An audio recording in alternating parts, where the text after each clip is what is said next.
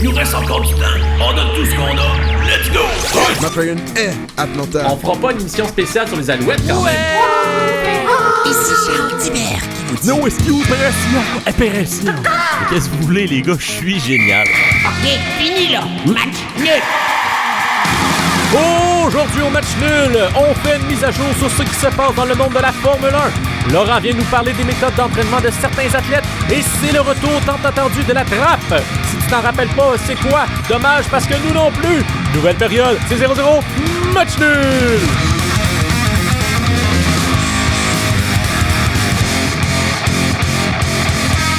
What's up les nuls et bienvenue au match nul. Ha! What a time to be alive! Un jour, là, les boys, on va repenser à cette année-là au milieu d'une plaine désertique habillée en cuir dans un char modifié, que 2020, c'était quand même fun écrire le chiffre. Hein? Et David, de un, bonjour, et de deux, te sens-tu privilégié de vivre ces moments-là? Privilégié, je sais pas. Je vais peut-être être privilégié quand les élections vont finalement être finies. Peut-être, on sait pas encore. Okay. C'est tellement pas clair. D'accord. Et aujourd'hui, Maxime et Laurent se joignent à nous. Comment ça va, les gars? Ça va bien, ça va bien. Hey, les boys, j'ai une petite théorie vite, là. Est-ce que les meilleurs se sont trompés parce qu'ils n'avaient pas pris en compte les années bissextiles et que finalement la fin du monde est cette année plutôt qu'en 2012? Il faudrait compter quand est-ce qu'ils ont fait le calendrier, compter le nombre de jours bissextiles qu'il y a eu, puis faire les calculs.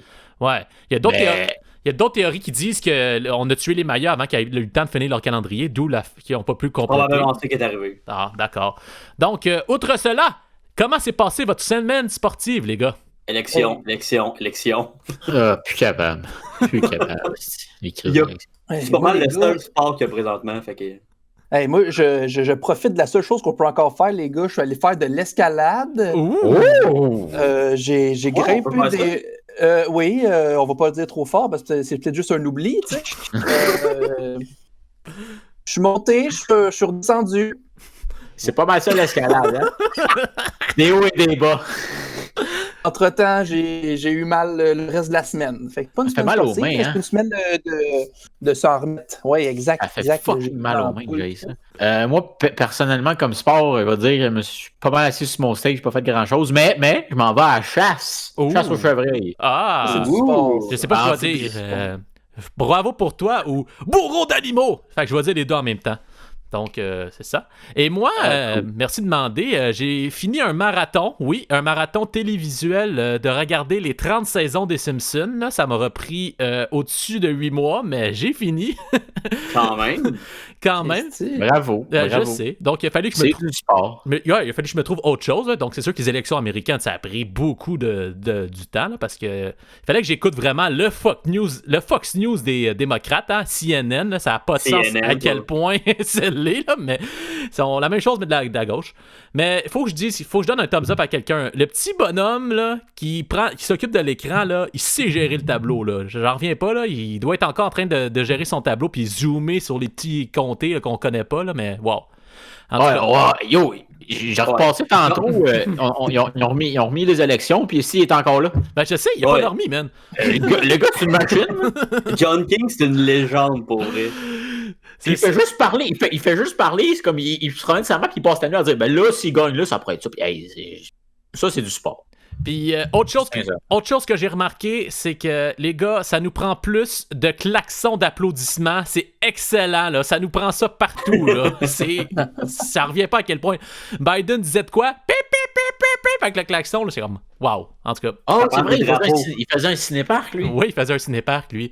Il était pas au milieu de la Maison-Blanche avec des hurluberlus qui faisaient En tout cas, bref. Fin de la parenthèse politique. On va commencer notre épisode avec Laurent.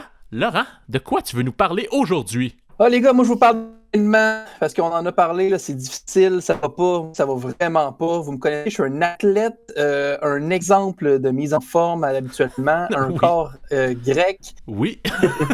mais là, ça va pas. Ça va vraiment pas, puis ça va pas parce que je peux pas dépenser mon énergie, puis parce que j'engraisse, puis parce que je suis à 2 semaines du suicide. Non, ça va pas. Ça va pas parce que j'ai réalisé que le sport, c'est une affaire de riches. Ah. Et moi, j'ai décidé que je faisais plus de sport, ni rien de forçant, tant qu'on revenait pas à des pratiques de sport plus nobles. Oh, OK. C'est-à-dire? Parce qu'au début, j'ai fait une recherche, puis ma chronique, c'était censé être sur des façons de s'entraîner à la maison, des choses différentes. Tu sais, là, je voulais faire quelque chose d'inspirant, puis dire aux gens, sortez chez vous courir, vous êtes capable, puis tout. Et tellement j'ai réalisé qu'en 2020, pour s'entraîner, tout ce que ça prend, là, ça prend l'océan pour s'entraîner comme Johnny Manziel, puis ça prend la résistance de l'eau et le stress des vagues. J'ai réalisé que ça prend un headset de VR pour te pratiquer à descendre des pentes de ski comme Lindsey Vonn. J'ai réalisé que ça prend une chambre cryogénisée qui descend à moins 400 degrés pour récupérer comme faux, comme LeBron James. J'ai réalisé que ça te prend une tente pour dormir comme si tu étais en haute altitude pour pouvoir mieux respirer comme Michael Phelps, parce que Michael Phelps, on le sait, lui, ses poumons, il s'en servait pour fumer du pot. Oui. Puis surtout, j'ai réalisé que ça te prenait un gros following Instagram pour t'entraîner, parce que t'entraîner sans plateforme, ça te sert juste à vivre plus longtemps toute seule. Ah, c'est ça le problème, dans le fond. Ah, c'est ça. Fait que là, pour ramener ça vers un temps plus noble... Veux-tu qu'on t'offre notre plateforme, Laurent, pour t'entraîner? Ça va, j'en ai trouvé plein de solutions, je vais vous le dire. Des parfait. techniques plus nobles. Des techniques plus nobles comme à la Monsieur Miyagi. Wax on, wax off. Paint the fence. Send the door. Come back tomorrow, Danielson. Everything is kung fu. Dans le temps, Maurice Richard, il s'entraînait pas en levant des poids, les gars. Non. Il s'entraînait en levant un peuple. Okay? Oh my God. C'est tellement bien dit. Fait qu'aujourd'hui, c'est là qu'on s'en va. On va pas entraîner juste nos muscles, mais on va entraîner nos cœurs, OK? Parce qu'il y a une époque, là, où si tu voulais t'entraîner à recevoir des coups, là, fallait que tu fasses comme Manny Pacquiao, puis tu t'en fasses crisser des coups de bâton dans les abdominaux. OK? C'est ça qu'il faisait. Fait que je vous ai préparé quelques techniques d'entraînement peu orthodoxes qui ont eu des grands résultats pour des gens. Ouais. Okay? Oui, Pour des gens. Genre 7 personnes. OK. Je me suis retrouvé dans mes notes, là, ça va. Tu sais, comme il y a des Steelers de Pittsburgh. Ouais. 4 fois champion du Super Bowl, Lynn Swann. OK? Ce gars-là, il a souvent dit que son jeu de pied, il l'attribuait souvent au fait qu'il prenait des cours de ballet. Ah! Des cours de ballet? Moi, j'ai pas vu ça à mon gym, des salles de ballet, là. Il dit que ça a augmenté sa fluidité puis sa flexibilité puis ça le rendait plus conscient des choses qui l'entouraient. Parce que c'est sûr que quand tu lèves une fille en portée, il faut que tu sois conscient de ce qu'il y a autour de toi, autant que sur un terrain de football. Ouais. Fait que ce gars-là, 4 fois Super Bowl, il est rendu au temple de la renommée, puis en 81, il a pris sa retraite, puis il a continué à faire des choses de ballet. Ça, c'est cool. Ça va être encore plus le fun de le voir dans le lac des Cygnes, parce qu'on comprend qu'il s'appelle Lynn Swann et que le lac des Cygnes, c'est Swan Lake. Rendez-vous manqué avec le destin? Je crois bien.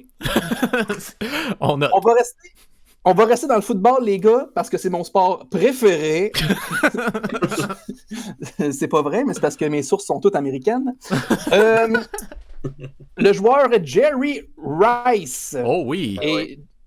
Je suis content que vous le connaissez. Moi, je n'étais pas sûr si il fallait dire Rice ou Reese.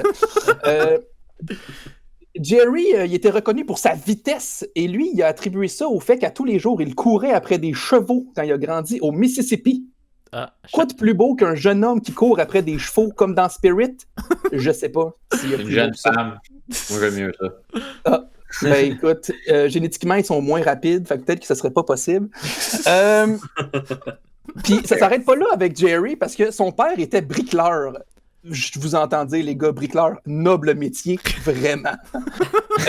Et lui et son autre frère faisaient la chaîne et ils se lançaient des briques les uns aux autres. Wow. Et à chaque fois qu'il échappait une brique, son père enlevait un peu d'argent de sa paye. On ne sait pas c'était quoi sa paye, mais il perdait de l'argent.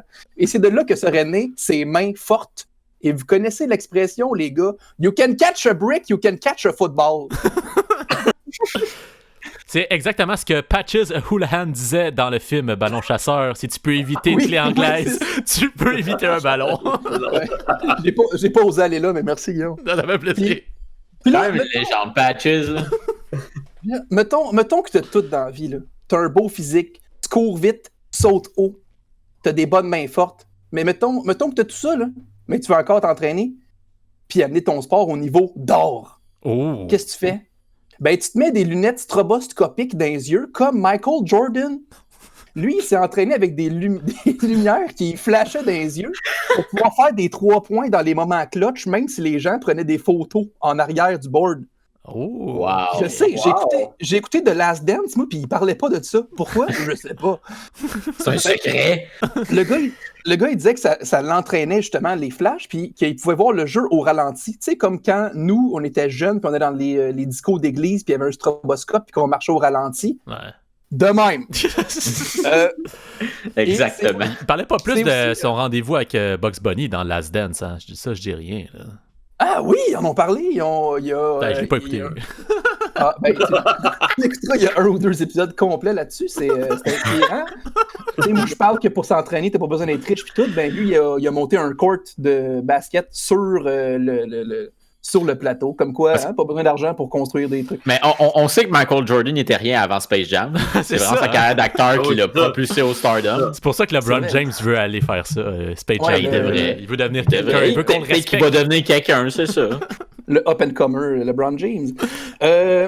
Puis juste là-dessus aussi, il y a aussi Kawhi Leonard puis Stephen Curry qui ont repris cette technique-là aussi, semblerait-il. Et juste avant de terminer, j'ai une parenthèse pipi. OK.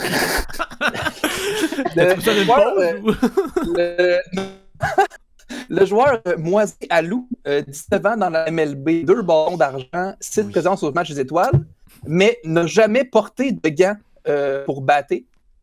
Lui, il préférait suriner dans les mains pour les rendre plus forts. Je sais pas si c'est plus noble, se pisser dans les mains, mais en tout cas, c'est très accessible pour n'importe qui, puis ça, ben, je respecte ça.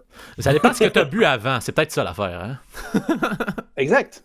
Fait que pour conclure, les gars, je voulais juste envoyer le message que pour step up son game et se mettre en forme dans la vie, ça prend pas d'argent, ça prend pas de nouvelles technologies, ça prend juste des coups de bâton, des cours de ballet, des briques, un cheval, des lumières, puis ben de la pisse.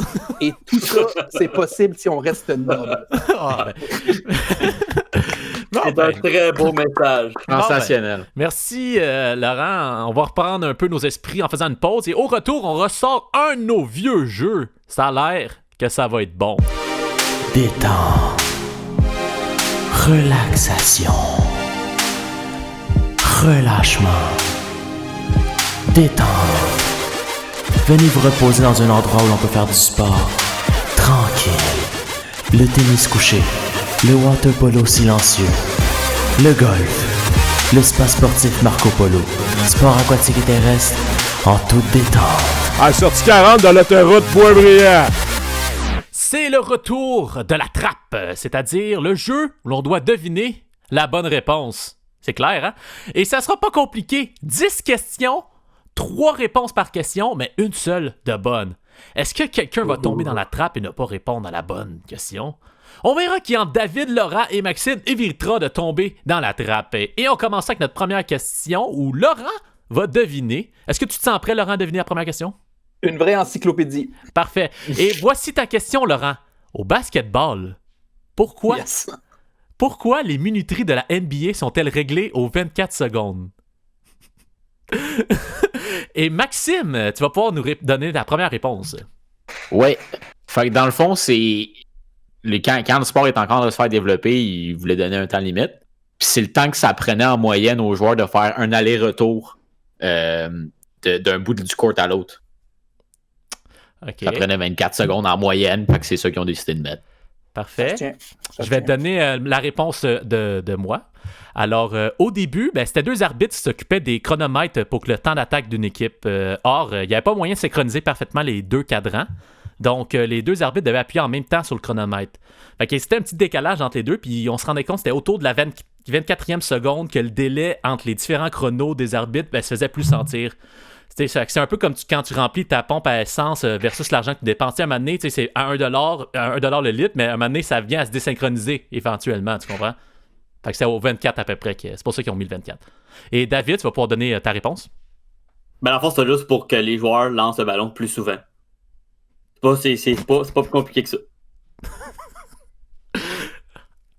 Alors, Laurent, quelle est la bonne réponse?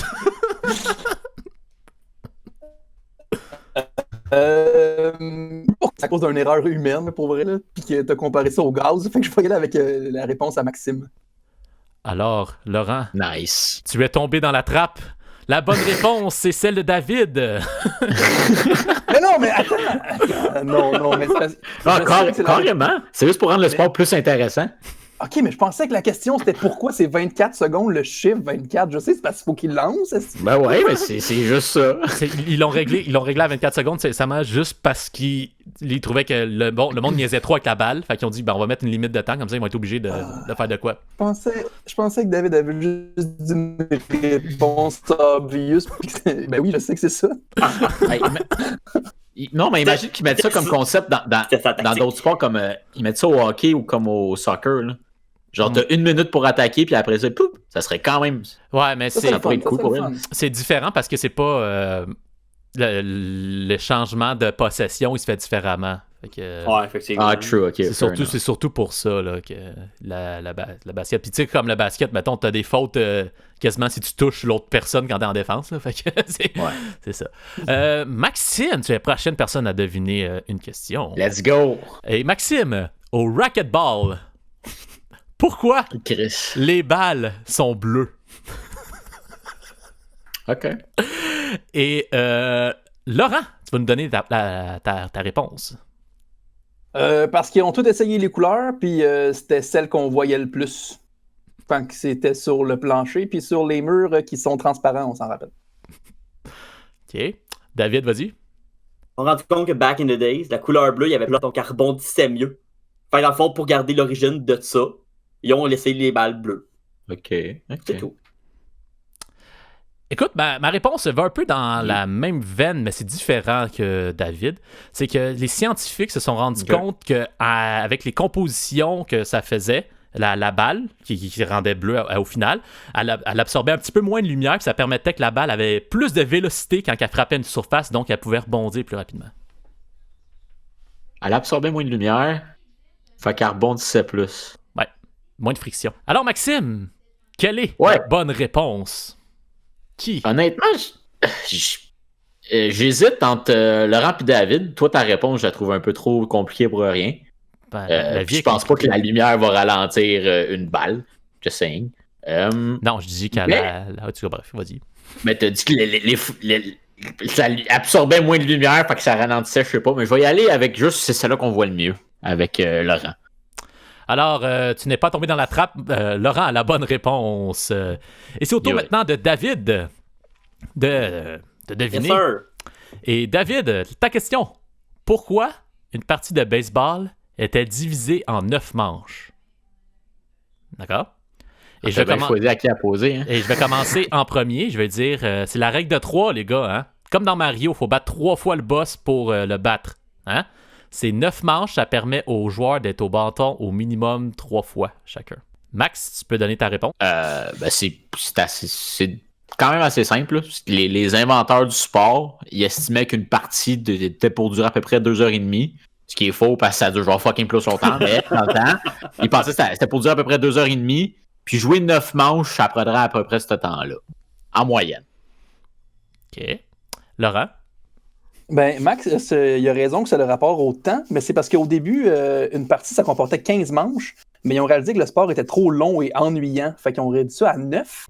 Puis si la tendance se maintient, bientôt, on devrait avoir des matchs de 5 manches. Alors, David, quelle est la bonne réponse? Ben, ça en est une bonne parce que je le sais pas, honnêtement. Mais logiquement, j'irais avec la règle de 3. Un joueur au bâton au moins 3 fois? Ouais. Alors, David, tu es tombé dans la trappe. La bonne réponse, c'est Maxime. Ah, ouais? Eh oui. Alors, c'est simplement parce qu'on voulait faire des matchs. On pensait que ça durait 2 heures à peu près. 9 manches. Quand on sait que c'est en 2, 3h30, 4h. Exactement. Alors, Maxime, c'est à ton tour de deviner. Ouais. Fuck.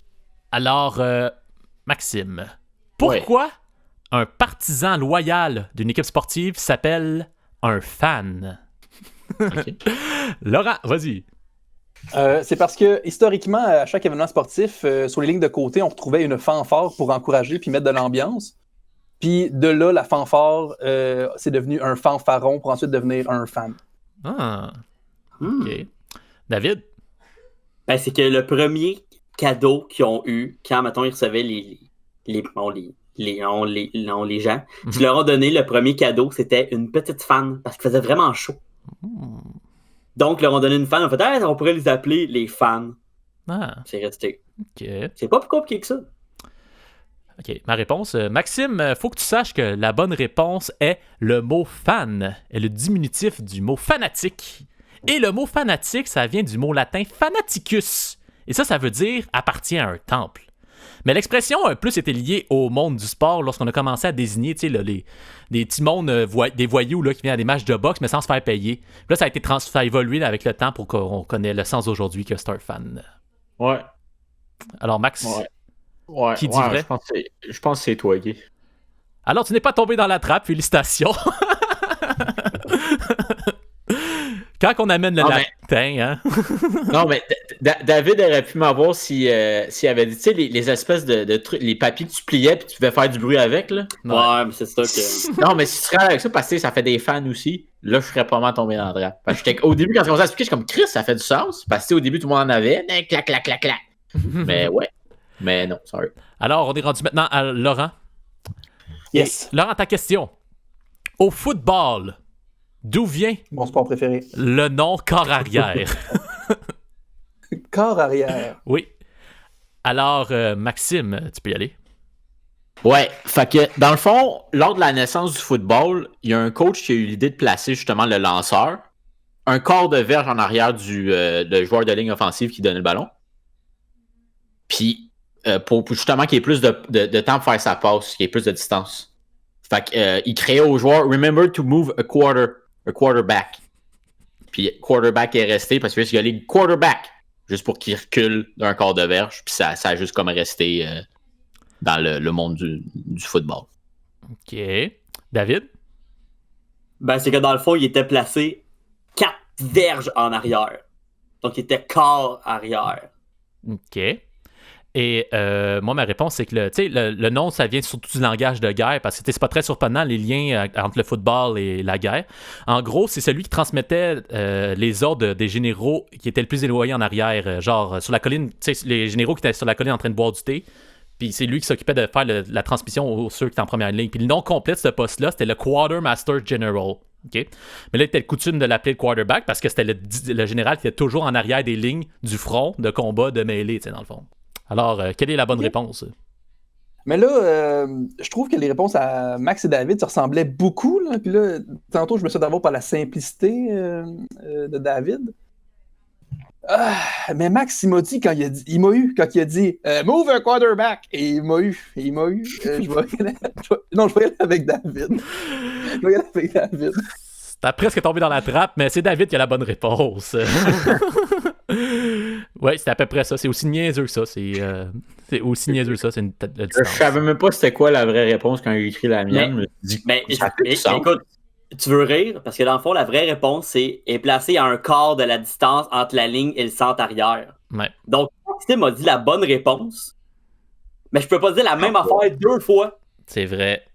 Ah, mais ma bad. C'est ça. Fait que pour ça, j'étais comme, oh my god, qu'est-ce que je dis. Au football aussi, tu sais, t'as le quarterback, t'as le halfback, t'as le fullback. Fait que c'est juste lui qui est le plus avancé. C'est ça, c'est tout. Mais après, c'est une affaire de distance. Donc, on y va avec notre 6e question. David, qui doit deviner. David, ta question. Encore. Pourquoi y a-t-il 18 trous sur un terrain de golf? Et je vais commencer. La légende raconte que les gens du pays de Galles étaient tannés de marcher après avoir complété les 9 trous du parcours de golf et de revenir en marchant au point de départ parce qu'à un moment donné, c'était trop loin et c'était épuisant.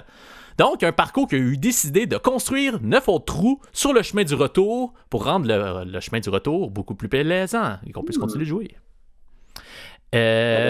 Maxime, tu peux y aller? Ouais. Fait que dans le fond, le sport a été créé en Écosse, en fait, pas au Pays de Galles. Puis en fait, il a été créé par erreur. C'était du monde qui jouait au cricket.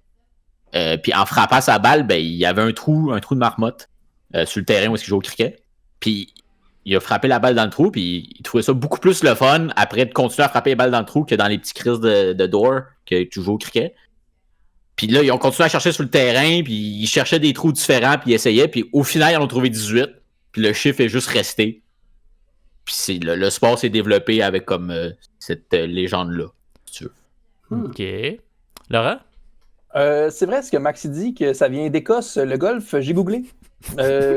Mais pour ce qui est du 18 trous, par contre, au début, ce qui déterminait ton nombre de trous, c'était surtout la superficie de ton terrain. Fait qu'il y en avait de 20, il y en avait 22, il y en avait de 10, il y en avait de 50 trous, mais le plus populaire, il était en Écosse et il comptait 22 trous, puis à un moment donné, ils l'ont juste réduit à 18, puis vu que c'était le plus populaire, c'est devenu la norme. 3 réponses assez légitimes. Alors, David, quelle est la bonne réponse? Il est rough, celle-là. Il est rough. Mais j'opterais pour l'aller-retour. Ma réponse?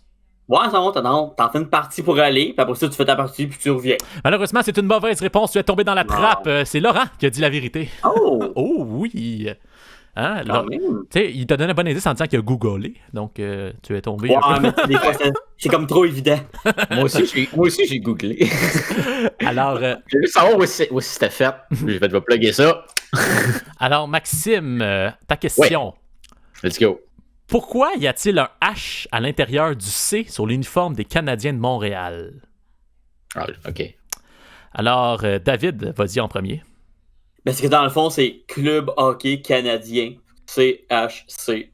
H pour hockey. Aussi simple que ça, pas plus compliqué. Laurent, vas-y. L'affaire de hockey, c'est la réponse que tout le monde pense, mais il faut se rappeler que historiquement, les Montréalais, c'est un peuple oppressé, puis que le hockey, c'est un sport de colonisé. Donc, le H, c'est juste pour nous rappeler que nous sommes des habitants. De là est né le Habs, le Go, Habs Go, let's go les habitants. OK. Ma réponse, c'est le propriétaire au tournant des années 20 qui a décidé de mettre un H à l'intérieur du C parce qu'il avait passé les 2 saisons précédentes le C à l'intérieur du H, puis c'était un peu weird même pour l'époque. OK. Je vais dire c'est les Habs. La réponse de Laurent. Alors, tu es tombé dans la trappe. La vraie réponse, c'est celle de David. Parce que j'avais entendu l'histoire des Habs avant. Je me disais, oh yo, c'est ça. Moi, j'étais canné, puis j'étais certain que c'était ça. J'attendais juste cette réponse-là à la rive. C'était juste... Vu qu'elle est arrivée, j'étais comme, ah, bon, ben c'est ça. C'était vraiment juste leur nickname. Ça donne que ça commence par H, les deux, c'est tout. Des choses qui arrivent. Exactement. Alors, David, tu as une autre question pour toi. Encore, moi? Oui. Alors, question. Comment les patineurs et patineuses artistiques font-ils pour ne pas être étourdis lorsqu'ils tournent sur eux-mêmes? OK. Maxime, tu peux donner ta réponse? Ouais, fait, dans le fond, dans certains pays, pour s'entraîner pour ça, c'est des pays un peu plus développés comme les États-Unis et la Russie, ils vont utiliser des centrifugeuses militaires qu'ils utilisent pour les pilotes de chasse, dans le fond. Ou est-ce que, tu sais, c'est une grosse machine qui tourne fucking vite, puis ça te fait comme ça donne ça permet aux pilotes de s'entraîner à résister les effets gravitationnels des hautes vitesses, puis des fois ils se mettent à tourner aussi. Fait c'est avec ceux qui sont capables d'utiliser, sont capables de développer des capacités à résister comme au tournis, si tu veux. Okay. C'est pas fou. Laurent? C'est pas fou, mais ce qui est encore moins fou, c'est que c'est facile de combattre l'effet d'étourdissement. C'est que notre corps est habitué de déplacer ses yeux puis de chercher des repères visuels dans l'espace quand on tourne. Vous essayerez sur une chaise tantôt, vos yeux vont capoter. Mais si tu te concentres à regarder droit devant toi, tu seras jamais étourdi. Bon truc pour s'amuser ou pour faire un tour au balançoire. OK.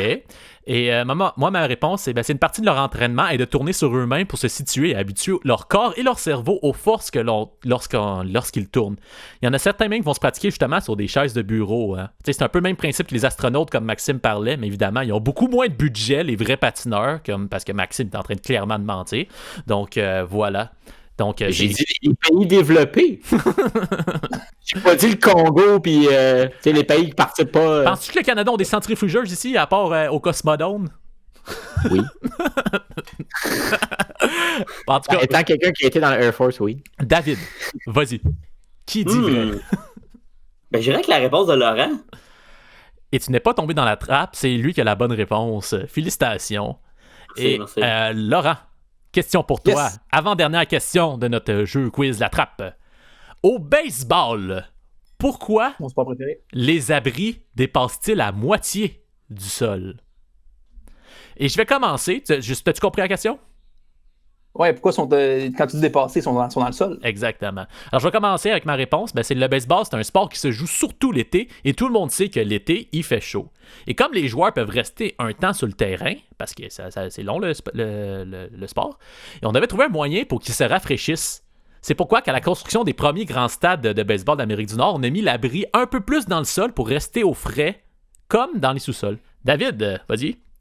C'est tout simplement avoir une meilleure vue pour les stratégies. Ils se sont rendus compte à la base, il était trop haut, les joueurs c'était trop long avant de monter et de descendre pour aller au bâton, ils perdaient encore plus de temps. Fait que plus ça allait, plus qu'ils ont ramené ça. Puis ils se sont rendus compte que quand tu étais un petit peu en bas du sol, tu voyais un peu mieux quand les balles allaient, tu pouvais mieux placer tes joueurs. C'est tout simplement ça. C'est une question stratégique. Plus facile de cogner ses poubelles. Max? Dans le fond, c'est quand ils ont commencé ça à construire les stades, ils plaçaient justement les abris des joueurs, des équipes. Puis au début, ils les plaçaient plus haut, comme David expliquait, mais on sait que le baseball, c'est le sport du peuple américain, puis ils veulent le voir leur sport, puis ça cachait du monde. Fait qu'ils ont décidé de le redescendre. Mais là, c'était pas mieux parce que s'il était trop bas, c'était quasiment comme un bunker. Les joueurs, ils voyaient pas non plus. Fait qu'ils ont remonté, puis ils ont mis à mi-chemin, puis c'est là que c'est.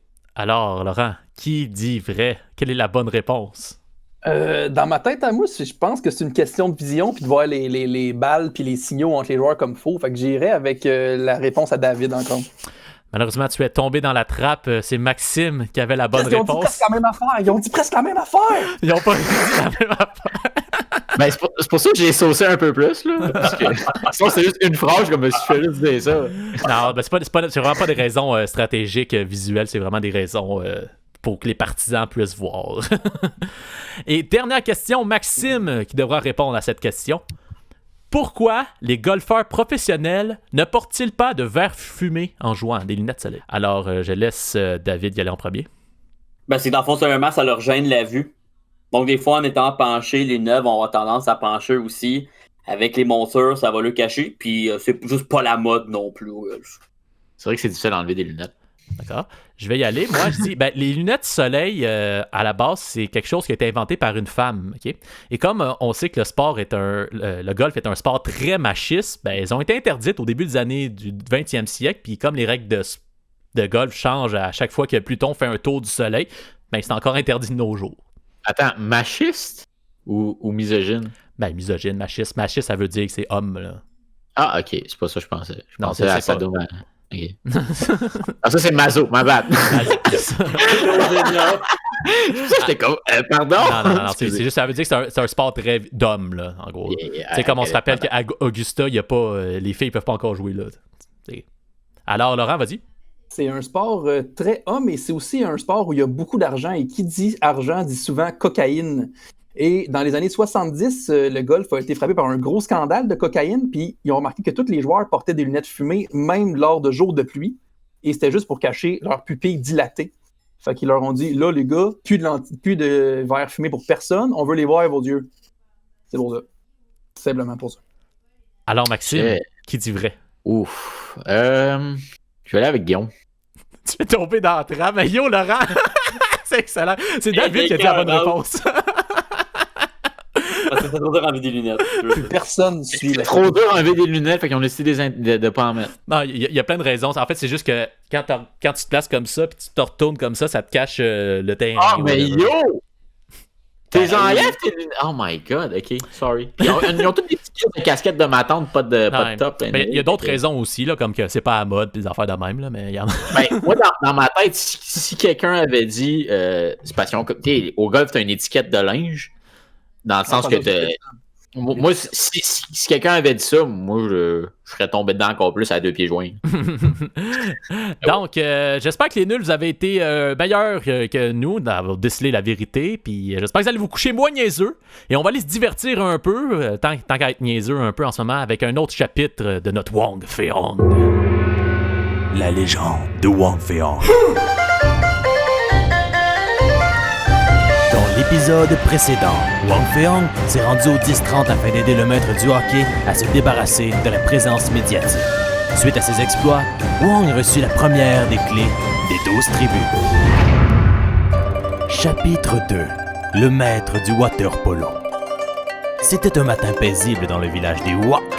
Wang Fei-hong, apte à rencontrer son destin d'élu, croisa dans la salle de bain John, qui semblait mécontent. Wong, je suis mécontent. Qu'y a-t-il? Je voulais me brosser les dents, mais il n'y a plus d'eau qui sort du robinet. Ah, il doit y avoir encore un chevreuil mort pris dans l'aqueduc. Ils se rendirent donc à l'aqueduc où ils trouvèrent en effet un chevreuil mort.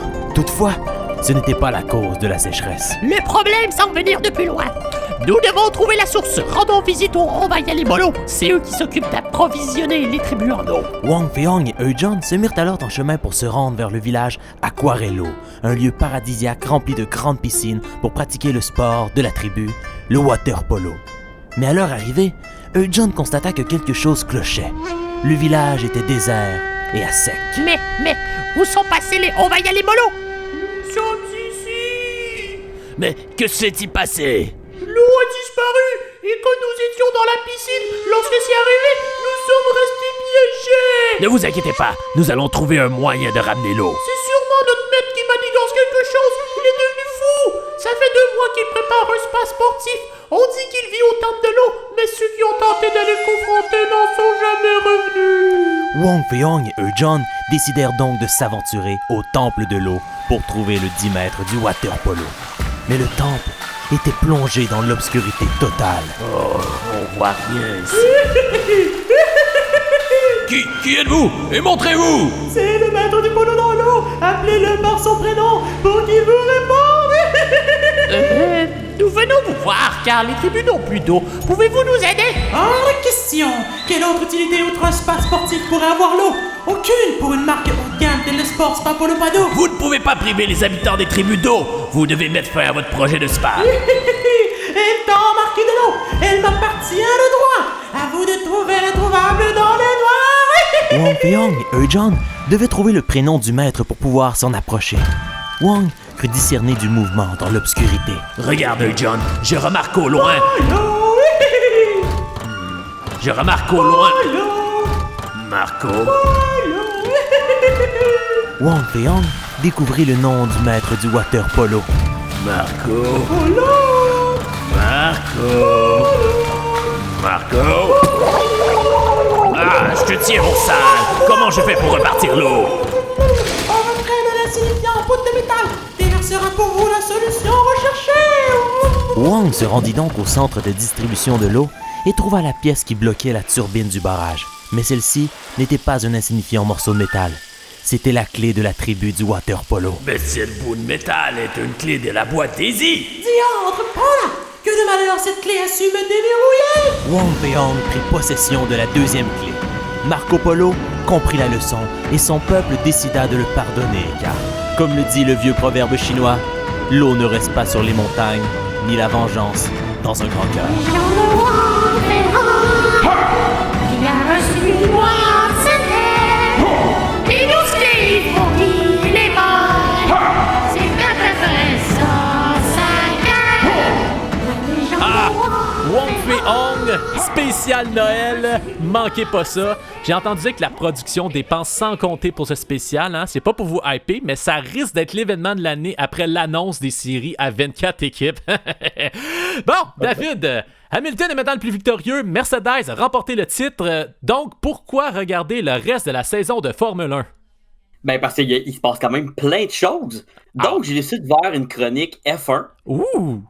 Qui fit avec mon nom, David, D-A-V, donc j'ai pris le V. Donc je parle de Formule 1 en 5 points. Si, quoi. C'est... Le concept est là. Ça loin. Le concept est là. On va peut-être le recommencer plus tard, on verra. Tu savais que le D aussi c'était un chiffre romain, hein? Je dis ça, je dis rien. Mais continue. Ouais, mais parce que B, je sais pas combien ça donne, j'aurais fallu que je fasse ça. Je pense que c'est 500 D. Points. Bon, 500 points, c'est un peu beaucoup pour la F1. Donc, premier point à l'ordre du jour, on va parler de la fameuse Silly Season. Donc, la période de transfert des pilotes qui est arrivée un peu tout d'un coup dernièrement. On a l'écurie Haas qui a décidé de se départir de ses 2 pilotes. Back-à-back, ils vont avoir 2 nouveaux pilotes l'année prochaine. Ben, il était temps, il devait être tanné que Grosjean arrête pas de se péter le char. Là, fait que... Ouais, mais en même temps, ils n'ont pas de véhicule compétitif, donc ça aide pas. C'est le seul char américain, arrête de chialer. Merc. Je dis ça et je dis ça, je dis rien. Beaucoup de rumeurs qui parlent d'un pilote russe en Formule 2, dont le nom, j'oublie le nom totalement présentement, mais qui pourrait devenir pilote payant. On va l'appeler Sergei Volstov pour les fins de l'argument. Là. Exactement. Pour le deuxième pilote, aucune rumeur encore. On verra pour la suite. Est-ce que ce serait le retour de Scott Speed en Formule 1? Je ne crois pas. Ah. Deuxième point, on y va avec l'écurie Red Bull / AlphaTauri, qui, évidemment, Max Verstappen ont confirmé jusqu'en 2023. On va y revenir un petit peu plus tard. Ils ont confirmé la semaine passée Pierre Gasly chez AlphaTauri. Tout le monde pensait qu'ils voudraient peut-être le faire monter chez Red Bull pour remplacer Alexander Albon, qui connaît une saison assez difficile. Non, ils ont décidé de le garder dans l'écurie sœur maintenant, qui veulent essayer d'amener au même niveau. On verra ce que ça va donner. Parce que... Il n'avait pas remplacé Gasly par Albon, justement. Ben oui. Ouais, effectivement. Ils veulent le remplacer. Sauf que cette année, Gasly a remporté une course avec AlphaTauri, ce que personne ne croyait possible, ou presque. Donc, il y avait encore une fois des rumeurs. Il y a aussi des très bons résultats, meilleurs qu'Albon dans une meilleure voiture. Oui, mais donc, il y avait beaucoup. C'est parce qu'elle est difficile à piloter, la Red Bull. Là. Fait que je pense pas que c'est la meilleure affaire. Non, mais c'est la même affaire quand il avait monté à Red Bull. Il commençait à être bon, il a monté à Red Bull, il a chié. Ils ont refait la même affaire. Laissez-le à Toro Rosso. Moi, ce que je veux savoir, là, c'est l'opinion de Laurent, parce que c'est un de ses sports préférés, la Formule 1. Là. Qu'est-ce que tu parles de Gasly? Là?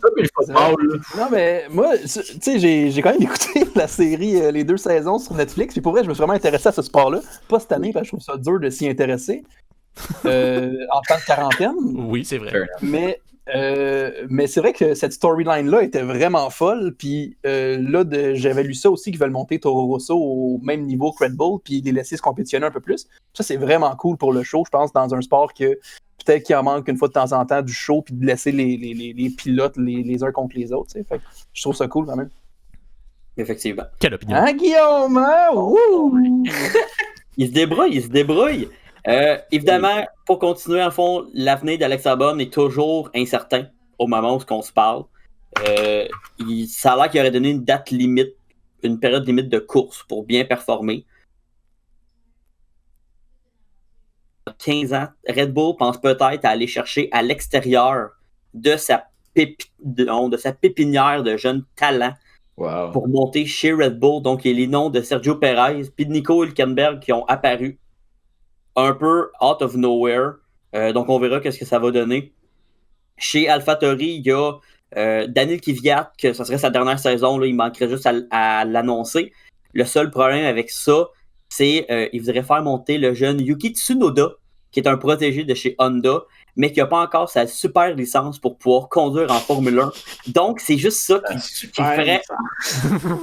effectivement, ça te prend une super licence pour conduire en Formule 1. Puis il attendrait. Imagine tu te fais arrêter puis tu sors ça à la place comme permis de conduire. Juste comme, OK, c'est chill. Continue. T'en as que, mettons, Verstappen, il était en Formule 1 puis il avait pas encore son permis de conduire. Là. Effectivement. Je pense qu'il est chauffé, hein, à le voir. Non, je sais, mais ça reste qu'il n'y a pas son permis de conduire à la base. C'est ça qui est drôle. Ah, mais c'est ça. Ensuite de ça, on a les jeunes de chez Ferrari. Donc, on a un trio de jeunes de la Ferrari Driver Academy qui pilote présentement en Formule 2. Donc, on parle de Mick Schumacher, le fils de l'autre. Qui est premier au championnat. Il y a Callum Ilott, qui est deuxième au championnat. Puis on a Robert Schwartzman, qui est probablement 5e. Mais les 3 pilotes pourraient pousser la porte à vouloir entrer en Formule 1. Mais là, il reste qu'il n'y aurait peut-être pas assez de place pour trop de pilotes. Donc, c'est de voir comment ils vont être capables de manager. Il y a des rumeurs qu'ils envoient soit chez Ferrari. Il y avait des rumeurs chez Alfa Romeo, mais dans le fond, finalement, ils ont regardé les 2 mêmes pilotes. Personne ne comprend pourquoi. Encore une question de politique, probablement. OK, mais Ferrari, c'est-tu leur genre de monter un jeune pilote de même? Parce que là, il y avait Leclerc qui... Ils vont jamais les monter directement chez Ferrari. C'est ça, OK. Jamais. Autant, dans le fond, Charles Leclerc a connu le même chemin. Charles Leclerc est passé de la F2 chez Alfa Romeo, puis après ça, il est passé chez Ferrari. Mais il ne passera jamais de la F2 directement chez Ferrari, ça ne fait aucun sens. De toute façon, il avait déjà signé Perez pour l'année prochaine. Mais est-ce qu'Alfa Romeo, c'est comme le Toro Rosso à Red Bull à Ferrari? Ou c'est juste ils travaillent ensemble? On dit qu'il y a une place qui est choisie par Ferrari, vu que Ferrari fournit les moteurs. C'est un peu une mini-équipe. Il y a comme une entente. Il y a une entente. Ouais, ils ont comme une entente. Là, ils peuvent placer un pilote. Ah. OK. Ça a l'air que ça marche comme ça marche. OK. Mais là, c'est qui prend la place à... Parce que là, Vettel s'en va, c'est qui prend sa place? C'est, j'ai dit Perez, mais c'est Carlos Sainz. Quand même. Pilote chez McLaren. Qui en font step up son game. Chez McLaren, c'est Daniel Ricciardo qui part de chez Renault pour s'en aller chez McLaren. Puis chez Renault, c'est Fernando Alonso qui revient après OK. Ouais. Donc, ça reste quand même assez intéressant. Ouais, il est bon pilote. Sinon, pour le restant des écuries, chez Mercedes, on n'a pas encore confirmé Lewis Hamilton, mais ça devrait pas tarder. Hamilton dit que c'est pas nécessairement le temps de parler de contrats, de gros sous pendant une pandémie mondiale où des gens ont de la misère à vivre. Ce qui n'est pas nécessairement faux. Mais en même temps, on le sait qu'il va signer à genre 30 millions, puis ça ne changera rien. Sinon, tous les autres pilotes Ferrari, Renault, McLaren, Alfa Romeo, Williams sont tous confirmés pour l'année prochaine. Il y a juste chez Aston Martin, a.k.a. Racing Point, que le deuxième pilote n'est pas confirmé. On suppose que ça va être Lance Stroll. Mais il n'y a rien d'officiel encore, fait qu'on ne sait pas ce qui va se passer. Lance Stroll. Il était pas pire cette année, non? Lance. Ouais, mais là, on voit qu'il y a comme une chute depuis quelques Grands Prix. Là. Depuis qu'il a pogné le COVID. Abandon, ouais, ça, le COVID, abandon. Ouais. Effectivement. Deuxième point, on a sorti un calendrier préparatoire pour 2021 où il y aurait 23 Grands Prix. 23? Okay? 23. On passe à 23 Grands Prix. Il y a quelques changements dans l'ordre des Grands Prix. Habituellement, c'est l'Australie qui est en premier. On passerait au Grand Prix de Bahreïn pour commencer la saison. Ça serait une première depuis 2010. Ouais. Avec quel circuit, quelle configuration, on ne sait pas encore. On verra rendu là. Le Grand Prix d'Australie, lui, passerait au mois d'octobre. OK. Justement pour se laisser plus de temps par rapport à la pandémie. L'Australie aurait décidé de faire ça plus loin. Dans le fond, il serait directement juste après le Grand Prix du Japon. Donc, ça serait quand même géographiquement logique. Puis c'est l'été en octobre. Effectivement. En plus. Hémisphère sud. Géographie, les amis. Le Grand Prix du Canada, évidemment, est de retour toujours à sa première fin de semaine du mois de juin. Puis on aurait 3 nouveaux Grands Prix, dans le fond, qu'on n'a pas encore vu les circuits. Qui serait en fond le Grand Prix du Vietnam, qui sera au début de la saison. On aurait le Grand Prix des Pays-Bas. Finalement, Max Verstappen qui aurait son Grand Prix national. Puis on ajouterait le Grand Prix d'Arabie Saoudite. Il y a beaucoup de liens qui se sont faits depuis la dernière saison entre la Formule 1 et l'Arabie Saoudite. Je ne sais pas si vous avez écouté quelques courses. Il y a un nouveau commanditaire majeur qui s'appelle Aramco, qu'on voit un peu partout sur les circuits, qui dans le fond est une compagnie pétrolière de l'Arabie Saoudite. Donc, ils se sont dit, on vous donne de l'argent, vous allez venir dans notre pays. C'est un peu comme ça que ça marche. Puis, ils feraient ça sur un circuit urbain pour les 2 premières années. Donc, 2021-2022, dans les rues dans le fond, de Jeddah, en Arabie Saoudite. Puis, il y aurait un nouveau circuit qui serait prêt en 2023. Si vous avez une chance d'aller sur Google, taper circuit Arabie Saoudite 2023, là, les plans sont assez phénoménaux. C'est impressionnant. Il y a tellement d'argent. Il y a tellement d'argent. Déjà, celui d'Abu Dhabi est assez intense, là. Oui. Rajoute une coche. Rajoute une coche. T'avais ma curiosité, là, t'as mon attention. Je vais aller voir. Troisième point, on a su cette semaine que Mercedes, donc, dans le fond, la grande compagnie Mercedes, a acheté 20% des parts de Aston Martin. Donc, certains ont fait un rapprochement entre les deux entités. Oui, Mercedes font des véhicules, Aston Martin font des véhicules, mais aussi des rapprochements par rapport aux écuries de Formule 1, ce qui n'est pas nécessairement faux non plus. Il y a Toto Wolff, dans le fond, pas le président, mais celui qui s'occupe de Mercedes AMG Formule 1, qui a aussi acheté des parts dans Aston Martin. Donc, il y a comme un lien à faire avec les moteurs, avec les partages de technologies. On verra ce que ça va mener. OK. Mais on voit qu'il y a un rapprochement autant entre les deux entreprises en haut que les 2 écuries de Formule 1 aussi. OK. Je viens d'aller voir, excuse de revenir, je viens d'aller voir le circuit, puis il y a une fucking montagne russe qui passe à côté du circuit. Mais genre le Goliath, mais genre x2, puis elle passe genre à côté des autos. Là. Mais il y a le Ferrari Land, je pense. Il y a le Ferrari Land aussi à côté du circuit de l'Arabie, d'Abu Dhabi. Là. Alors, effectivement, ils pensent même de faire je pense, un centre d'achat qui surplomberait le circuit avec des aquariums. En tout cas, ça a juste l'air mon gars. Ouais. Ils ont vraiment trop J'ai une d'argent. bonne blague, mais malheureusement, je la ferai pas. Donc, tu peux continuer, David. C'est bon. Quatrième point. Grosse nouvelle, il y a Honda qui a annoncé qu'elle allait quitter la Formule 1 à la fin 2021. Donc, c'était plus eux qui allaient donner les moteurs à l'écurie Red Bull et AlphaTauri. Honda dit dans son communiqué, dans le fond, qu'il va se concentrer sur la Formule E et sur les nouvelles énergies. Ça, c'était la grosse histoire dans la saison 1 de Formule de Drive to Survive, Laurent, si tu t'en rappelles. Là. Je m'en souviens, c'était bon, ça. Donc là, tout le monde se demande qu'est-ce qu'ils vont passer. Évidemment, Red Bull essaye de trouver des moteurs, sont allés voir chez Mercedes, pas intéressé, Ferrari, pas intéressé. Selon les lois les règlements de la FIA, c'est la compagnie moteur qui en fournit le moins, qui devrait leur en fournir un. Donc, être bien mal pris, il faudrait qu'ils retournent avec Renault. Renault qui serait obligatoirement... ça serait parfait. Oui, s'il vous plaît. Ça serait magique. C'est bon. Oui. Cependant, il y a une deuxième option qui est apparue sur la table, c'est que dans le fond, Red Bull pourrait racheter tous les plans moteurs et la partie moteur Formule 1 de Honda. Puis se faire un moteur Red Bull. Ouais, se faire un genre de moteur Red Bull. Carbo Energy Drinks. Un char, il y a des ailes. Donc, ils y ont pensé. Ils ont demandé aussi à avoir un gel des moteurs parce que Red Bull sont pas équipés pour faire des moteurs. Ils n'ont pas les connaissances techniques. Eux autres, c'est pas ça leur but en étant en Formule 1. Donc, ils ont demandé un gel des moteurs. Donc, pouvoir que tout le monde garde les mêmes moteurs. Donc, ils n'ont pas à gosser. Ils prennent juste un moteur, ils en fabriquent, puis ça finit là. Okay? Mercedes était pauvre, évidemment, quand tu as le meilleur moteur, puis tu veux pas que les autres te rattrapent, t'es pauvre. Ferrari et Renault sont contre, évidemment. On verra qu'est-ce qui va se passer. Évidemment, c'est encore une question de politique. La Formule 1, c'est uniquement que de la politique. Y a-tu d'autres constructeurs, comme des rumeurs, comme d'autres constructeurs de moteurs, comme, je sais pas, un BMW ou un Toyota ou whatever, qui voudraient rentrer en Formule 1? Il y en avait dans le temps, mais là... Il y en avait, mais maintenant, c'est très... c'est tout rendu des V6 hybrides, là. Fait que c'est... Ouais, sauf que la technologie est hyper compliquée. Les compagnies, ça vaut pas nécessairement la peine juste pour faire des moteurs de F1.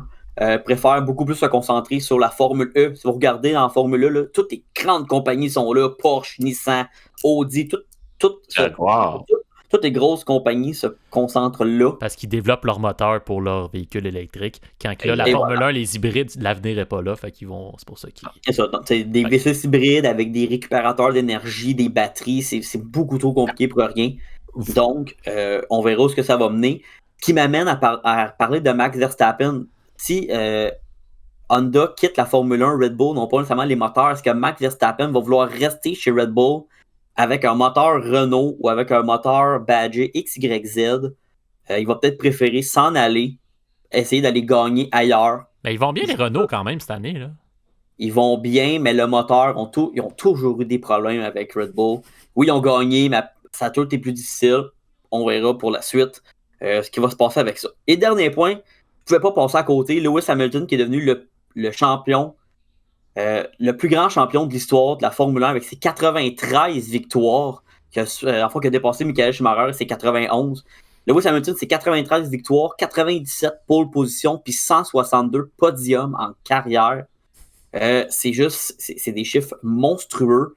Mercedes, à travers ça, a remporté son 7e championnat constructeur consécutif. Puis, les boys, je vais vous lancer sur une question. Lewis Hamilton et Mercedes qui remportent un 7e championnat consécutif. Est-ce que ça tue le sport de la Formule 1? De toujours avoir le même champion, de toujours avoir la même équipe, que les autres ne sont pas capables de les rattraper? Qu'est-ce que vous en pensez? C'est pas d'avoir toujours le même champion. C'est qu'ils finissent toutes les courses en avant, puis que la seule affaire qu'ils finissent pas en avant, c'est qu'ils ont un problème mécanique. Puis ils en ont jamais. Fait que la fait, c'est qu'ils sont tout le temps en avant. Fait que ça fait que t'as pas de course, t'as pas le plaisir de la course. Tu vas le chercher parce que Perez va remonter genre 3 positions en arrière ou Vettel va faire une poussée. Fait que ça, c'est la course est plus intéressante pour le 3 et 4e place que pour la première ou la deuxième. Puis c'est vrai, on voit jamais les crises de Mercedes pendant toute la course à chaque fois que tu regardes la télé. On les voit jamais. Ils n'ont aucune raison de démontrer, ils sont en avant. Ce qui est vraiment le fun, plus cette année, c'est que le peloton est tellement resserré derrière que ça se bouffe des positions, c'est de la stratégie. Juste pour vous donner une petite idée, là, les positions 3, 4 puis 5 au championnat, dans le fond, au championnat des constructeurs, là, il y a 1 point qui sépare 3 équipes. Damn, ok. Renault à 122, Racing Point, puis McLaren à 121. C'est le vrai... la course se le fait. Le vrai championnat, c'est ça, c'est pour ces positions-là. Parce que le premier, on sait tous qui vont gagner. Fait que... Le premier, on sait que c'est Mercedes. Deuxième, on sait que ça va être Red Bull. Ferrari, cette année, est super à la traîner. Mais en théorie, les positions 1, 2, 3 sont peut-être connues. Là, c'est vraiment que le fun se passe cette année. Ben, dans le même ordre d'idée, mais pour revenir aussi avec la Formule 1 qu'on parlait tantôt, est-ce que c'est inévitable selon vous que la Formule 1 va comme... La Formule E va comme take over ou devenir plus un sport plus intéressant, plus vite que la F1. Ben... Juste les chars électriques en général, c'est des chars beaucoup plus performants. Moi, je pensais que oui. Je pensais que ça allait se faire plus vite, moi, ça. L'intérêt n'était pas encore nécessairement là. Les technologies ne sont pas encore là. D'après moi, ça va venir, mais ça ne sort vraiment pas tout de suite. On compare juste les championnats, les 2 championnats, les Formule 1, ils sont capables de faire ça sur des grands circuits. Ils peuvent faire 80 tours s'ils veulent, il n'y a pas de trouble. Formule 1, ils ont encore un peu de misère. Les circuits sont beaucoup plus petits. C'est des circuits urbains. C'est pas nécessairement le même type de championnat, mais on va en venir à ça d'après moi. Il y a une raison pourquoi c'est circuits urbains, parce que c'est dans leur méthode on veut faire des courses urbaines, parce que quand ils voulaient venir à Montréal, ils voulaient expressément pas faire le Grand Prix sur le circuit Gilles Villeneuve. Ils ont voulu faire ça au milieu de Montréal, puis c'est une des raisons pourquoi ça a fucké. Là. Nous, avec les kilos de nid de poule, ça serait rock'n'roll pour des chars de... Non, parce qu'ils ont tout repavé. Ça permettait de repaver la route. Si tu changes de circuit à chaque année, peut-être que Montréal aurait été refaite plus rapidement. C'était une joke! Hey! Pas la piste cyclable. T'as entendu Valérie Plante? Ramène la Formule 1! Ramène la Formule 1. Donc, c'est ce qui complète mes 5 points de Formule 1 pour cette semaine. Ah ouais, parfait. Moi, je pense que le problème, c'est qu'il faut vraiment que le Mercedes arrête de gagner ou que tout le monde décide de copier Mercedes. Ça va faire un meilleur spectacle. Mais pas juste ça. Peut-être qu'il y a d'autres constructeurs qui vont s'en aller de moteurs, comme Honda qui s'en va. Ouais, mais qui s'en va après. Max, sa chronique est finie. Il faut qu'on passe à autre chose, malheureusement. OK, sorry. Parce que là, les gars, là, ça fait à peu près 1 heure qu'on parle, puis on n'a toujours pas parlé du Canadien. Donc, allons-y. Ici, au match nul, on ose faire différent. Puis le Canadien là-dedans. Des sujets originaux qui couvrent tous les sports. Ouais, mais les Canadiens... On parle de ce qu'on ne parle pas ailleurs. Ah, fait que pas de Canadiens. Match nul, la balado... Mais ils vont aussi faire série. OK, on a compris. Voici enfin le segment où on parle des Canadiens de Montréal en 5 minutes. Analyse, débat, opinion, discussion, confrontation, gestion d'être, les couverts, les alouettes. Non, pas d'alouette, ni d'impact, juste les Canadiens de Montréal. Le Canadien en 5 minutes. C'est là. Aujourd'hui, on a une question qui nous vient tout droit de Nicolas Proulx qui nous demande est-ce que Marc Bergevin va perdre son poste cette année et qui va le remplacer? Donc, on sous-entend dans la question qu'il va perdre son poste. Donc, je pense que ça répond déjà à la question. Mais non, mais les boys, est-ce qu'il va perdre son poste Bergevin cette année? Ça va dépendre de la saison. Puis moi, je pense que c'est plus que faire les séries cette année. Je pense qu'il faut qu'il finisse en bonne posture pour le garder. Les gars, le dos bien droit. Primeur match nul. On s'en va vers une saison de 48 matchs. Et comme le Canadien performe toujours bon dans ses débuts de saison, je vous annonce officiellement que le Canadien va faire les séries. Sauf si Price. C'est nos 48 meilleurs, ça. C'est nos 48 meilleurs. C'est ça. Donc, par contre, si on joue une saison de 82 matchs et qu'on fait pas les séries, même si on les manque par 1 point parce que Buffalo a réussi à marquer un but dans la dernière minute du match, de son dernier match, puis ça nous fait éliminer des séries. Par Taylor Hall, c'est fini. Bergevin s'en va. Donc, si on continue dans cette discussion-là, qui remplacerait M. Bergevin, Maxime? Rémi Garde. Tu sais quoi? On va jouer du hockey défensif à Montréal. Maxime, je suis pas d'accord. Max, je crois que c'est plus Kavis Reed qui serait meilleur pour ça. De qui on parle? L'ancien directeur des générales des Alouettes, mais qui a tout fucké le club, là, Kavis Reed, là. Ouais. Vous en rappelez, là? Ouais, pas vraiment. Mais en tout cas, bref, lui, là, il serait remplacé ça. Mais non, mais plus sérieusement, est-ce que je pose une sous-question de même. Là. Est-ce que les Canadiens de Montréal seraient prêts à avoir un directeur général anglophone? Non. Le Canadien l'est, oui, les partisans ne le sont pas. Voilà ta réponse à la question. J'aime pourtant, il me semble que c'est simple. Il y a un candidat facile que tout le monde connaît. Gary Price. Brian Burke? Non. Patrick Roy. Je ne pense pas à Patrick Roy. OK. Oh, c'est une devinette. Danny Dubé! Non. Je pensais plus à Vincent D'Anfous. Vincent D'Anfous. C'est mon prochain aussi. Mais je sais pas pourquoi Vincent D'Anfous, il y a autant de hype que ça sur lui pour ça. Mais pourquoi? Il fait rien.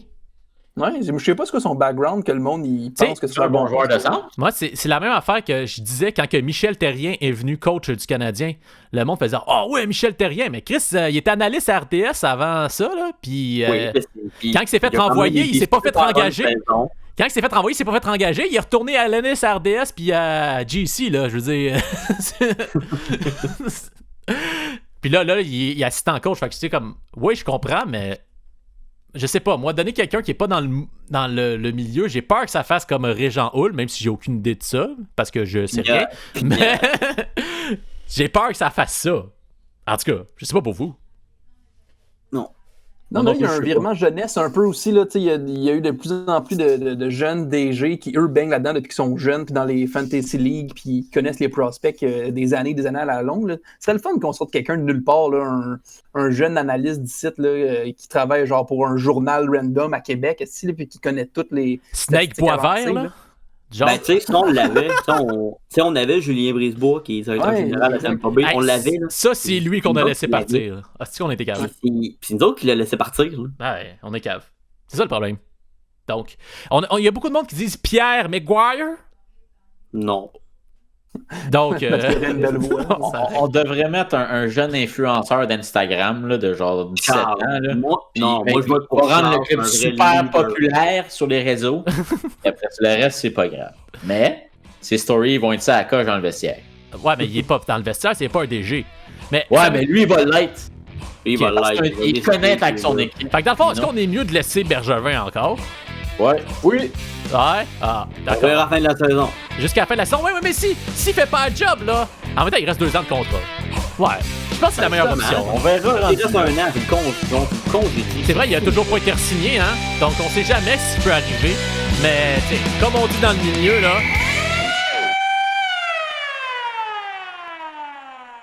C'est maintenant l'heure du segment où on vous écoute.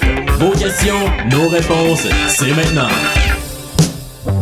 Alors, c'est pas compliqué. Vous voulez qu'on réponde à une question sur n'importe quoi, écrivez-nous à lemachinela@gmail.com ou sur Facebook. Et plus c'est absurde, plus il y a de chances qu'on y réponde. Et aujourd'hui, on a une question provenant du nom commun le plus commun, on va dire, du Québec. Simon Tremblay, qui nous demande à qui sont les Chiefs, les gars?